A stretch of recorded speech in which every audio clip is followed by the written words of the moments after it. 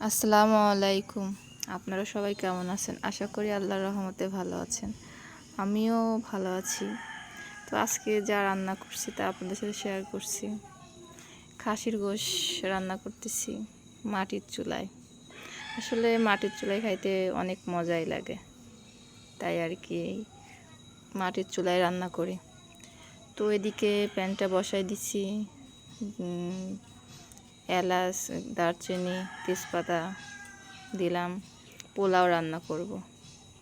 তো পানিটা ঠান্ডা পানি দিছি, 1 কেজি চাউলের জন্য 2 কেজি পানি দিছি। তো তারপরে দেখেন পানিটা গরম হচ্ছে, সাথে লবণ দিয়ে দিলাম। তারপরে হচ্ছে আপনার 2 চামচ লবণ দিলাম, পরিমাণ মতো লবণ দিবেন। তো আমি একটু স্বাদ বাড়ানোর জন্য আমার নিজের মতো করে আর কি এই দুধ দিলাম। আপনারা চাইলে এভাবে দিতে পারেন। তো অনেকেই অনেকভাবে রান্না করে। তো এটা পানিটা উতলাচ্ছে, আমি আসলে সহজে রান্না করি এভাবে। তো চাউলটা আগে থেকে ধুয়ে রাখছিলাম।